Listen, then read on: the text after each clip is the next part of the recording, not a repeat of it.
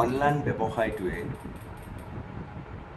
যদি ভাল যিমান কৰিছে সিমান কিন্তু কাৰোবাৰ জীৱনলৈ দুখো কঢ়িয়াই আনিছে। এই অনলাইন ব্যৱস্থাটোৰ বাবেই যিসকলে পথৰ কাষত তামোলৰ দোকানখন দিছিলে, ফল মূলৰ দোকানখন দিছিলে বা ক'ৰবাৰ পৰা শাক পাচলি কিনি আনি বিকি পেলাই জীৱনটো কৰিছিলে, সেইসকলৰ বাবে কিন্তু বৰ প্ৰত্যাহ্বান আহিছে। মই তেনে দুজনমান দোকানীৰ সৈতে কালি কথা পাতিছোঁ। বজাৰ সাংঘাতিক তেওঁলোকৰ মন্দা অৱস্থা হৈছে। পৰিয়ালটো কেনেকৈ পুহিব, কেনেকৈ ৰাখিব তেওঁলোকে যেন পাৰ নোপোৱা পৰিস্থিতি হৈছে। বৰ দুখজনক কথা এইটো। অনলাইন মানে আপোনালোকে বুজিছে, আজিকালি অনলাইনত কি নাপায়। আপুনি ঘৰত বহিয়েই ডালিম দুটা বিচাৰিলে ডালিম দুটা পঠাই দিব, ভেন্দি বিচাৰিলে ভেন্দি, নেমু, জলকীয়া, চেনি, নিমখ, আটা, দাইল, কি লাগে আপোনাৰ অনলাইনত, সকলো আপুনি অনলাইন। ফলত আপুনি দোকানলৈ নোযোৱাকেই সমগ্ৰ ঘৰতে আপোনাৰ বস্তু উপলব্ধ। কিন্তু ইয়াৰ দ্বাৰা দুটা ক্ষতি হৈছে মই ভাবোঁ। সকলো বস্তুৱেই এই ধৰণে অনলাইন হৈ গ'লেও ক্ষতিকাৰক। এতিয়াতো আমাৰ নিত্য ব্যৱহাৰ্য প্ৰতিটো বস্তুৱেই এতিয়া অনলাইনৰ পৃথিৱীত আমি বসবাস কৰিছোঁ, নহয় জানো? ইয়াৰ পৰা কি ক্ষতি হৈছে? প্ৰথম ক্ষতিটো ইতিমধ্যে কৈছোঁ যে অনলাইন হোৱাৰ পৰা সৰু ক্ষুদ্ৰ ব্যৱসায়ীসকলে সাংঘাতিকভাৱে মাৰ খাইছে। উপায় নোপোৱা হৈছে, পৰিত্ৰাণ নোপোৱা হৈছে, পৰিয়াল পুহিব নোৱাৰা হৈছে। মানুহে বিভিন্ন কাৰণত দোকানলৈ নোযোৱা হৈছে, দোকানত মানুহৰ সংখ্যা কমি আহিছে। বহুত মন্দা অৱস্থা তেওঁলোকৰ চলিছে। এইসকলে এই ধৰণৰ ব্যৱসায় কৰি পেটে ভাতে খাই জীয়াই থাকিব পাৰিবনে নাই, মোৰ কিন্তু সন্দেহ হৈছে। এই অনলাইনৰ ফলত দ্বিতীয়টো কি সমস্যা হৈছে? দ্বিতীয় সমস্যাটো আপোনাৰ মোৰ সমস্যা হৈছে। আমাৰ এনেকুৱা এটা অভ্যাস হৈ গৈছে যে আমি ঘৰৰ পৰা ওলোৱাই এতিয়া বন্ধ কৰি দিছোঁ। যিসকলে সুৰাপান কৰে তেওঁলোকৰ বাবে অনলাইন আছে। মাছ, মাংস, কণী, গাখীৰ, শাক পাচলি, তামোলখন, পাণখন, সকলো অনলাইনৰ ব্যৱস্থা আছে। ফলত কি হৈছে, বিশেষকৈ চহৰকেন্দ্ৰিক যি জনজীৱন, সেই জনজীৱনত এই কথা বেছিকৈ দেখা গৈছে। বহুত মানুহে এসপ্তাহ ধৰি ঘৰৰ পৰাই নোলায়, ঘৰৰ পৰা ওলোৱা প্ৰায় বাদ দি দিছে। ঘৰতে সোমাই থাকে, অনলাইন অৰ্ডাৰ দিয়ে, আহি যায়, খোৱা বস্তু আহি যায়। আনকি পাকঘৰত নোযোৱাৰ ৰেকৰ্ডো আছে। কাৰণ যি অৰ্ডাৰ দিয়ে সেই অৰ্ডাৰেই সময়ত আহি যায়, এঘণ্টাৰ ভিতৰত আপোনাৰ ঘৰত উপলব্ধ হয়। কিন্তু আপুনি যে সমাজখনৰ পৰা বিচ্ছুৰিত হৈছে, আপুনি যে ক'লৈকে নোযোৱা হৈছে, কাৰো সৈতে কথা নপতা হৈছে, যি কথা পাতিছে হোৱাটছআপত পাতিছে, ফেচবুকত পাতিছে, ইনষ্টাগ্ৰামত পাতিছে, এই যে মুখামুখি চাৰি চকুৰ মিলন হৈ যে কথা পতাৰ যিটো সোৱাদ, এই সোৱাদৰ পৰা যে আপুনি বঞ্চিত হৈ গৈছে, ই কিন্তু বৰ বিপদজনক কথা। মানুহ ওলাই যাব লাগে, মানুহে মানুহক লগ পোৱাটো বৰ প্ৰয়োজনীয় কথা। এনেকৈ যদি মানুহে মানুহক লগ নাপায়, মানুহে মানুহৰ সৈতে কথা নাপাতে আৰু অনলাইন জীৱনৰ ওপৰত নিৰ্ভৰশীল হৈ এটা কোঠাৰ ভিতৰত যদি সকলো সময় মানুহ আবদ্ধ হৈ থাকে, তেতিয়াহ'লে মানুহৰ মানসিক ৰোগৰ সংখ্যা বৃদ্ধি হ'ব। মানুহ বিভিন্ন ধৰণে মানসিক ৰোগত ভুগিব।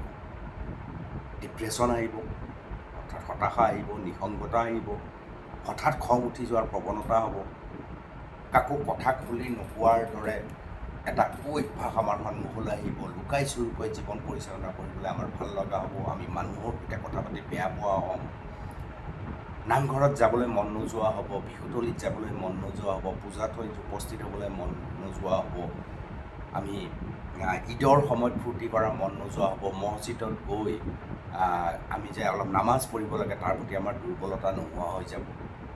এইটো কিন্তু বৰ ভয়ংকৰ কথা।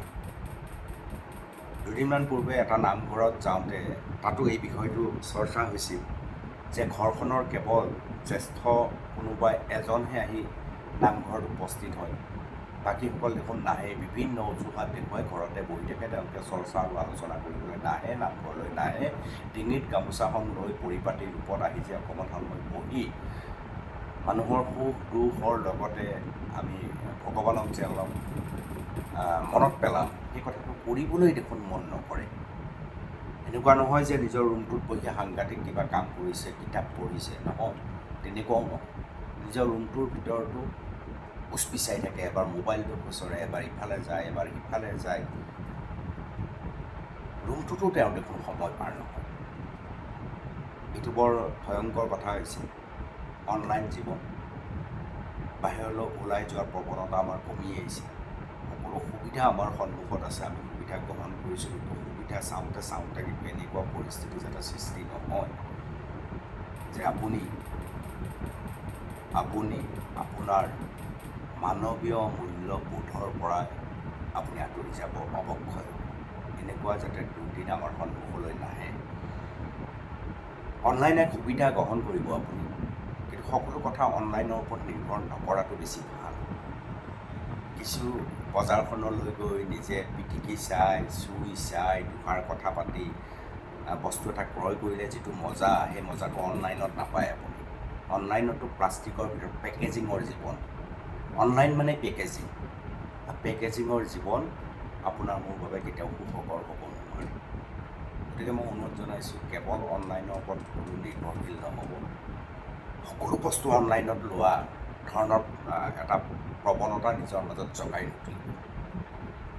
এইকেইটা বস্তু মই অনলাইন নলওঁ, পইচা যদি বেছি লৈ লওক, মই নিজে গৈ ক্ৰয় কৰিম, মই কথা পাতি ল'ম, মই আপেলটো, কমলাটো বা মই কল অনলাইনত নানো, মই নিজে চুই পেলাই চাই আহিম, সুধি আহিম, এই কল নিজে পকা নে মেচিনত পকোৱা নে, কি কথা কি বতৰা, মই সুধি আহিম। মাছটো মই পিটিকি চাম, মাংসখিনি মই চাম কাষৰ পৰা, শাক পাচলিবিলাক চাম। অনলাইনত মই অৰ্ডাৰ দি যি পাইছোঁ তাকে মই নাখাওঁ। অলপ ভাবিব তেনেকৈ। মই ভাবোঁ তেনেকৈ ভাবিলে অন্ততঃ আপোনাৰ জীৱনটো বৰ বেছি অকলশৰীয়া জীৱন হৈ নপৰিব। অনলাইনৰ ওপৰত 100% নিৰ্ভৰশীল মানে আপুনি মনত ৰাখিব, আপোনাৰ জীৱনৰ যি পৰিসীমা, জীৱনৰ ৰূপৰসৰ যিটো পৰিসীমা, সেই পৰিসীমা কিন্তু লাহে লাহে লাহে লাহে কমি আহিছে। বহুতে কয় বা শুনে, আপোনালোকে জানে, জীৱনৰ যিমান ৰং, ৰঙা, নীলা, হালধীয়া, ঢালি দিয়া ৰংগমঞ্চ, তুমি ভাৱৰীয়া। ৰংগমঞ্চত ঢালিব লাগিব। ৰংগমঞ্চ মানে বজাৰখন, ৰংগমঞ্চ মানে নামঘৰ, ৰংগমঞ্চ মানে গীৰ্জা, মছজিদ অথবা মন্দিৰ অথবা জনবহুল এলেকা আহি গৈছে। আৰু সেই এলেকাত আমি জীৱনৰ ভাও, ৰঙা, নীলা, সেউজীয়া, বিভিন্ন ৰঙৰ সমায়েৰে, অৰ্থাৎ বিভিন্ন কথা প্ৰসংগ দৃশ্যৰে সম্পূৰ্ণ হৈ থকা ঠাইবিলাকত আমি ভাও দিব লাগিব, নহ'লে বৰ অকলশৰীয়া জীৱন। নহয়নে বাৰু? অনলাইন জীৱন কি ভাবে আপোনালোকে অলপ জনাওক। ধন্যবাদ।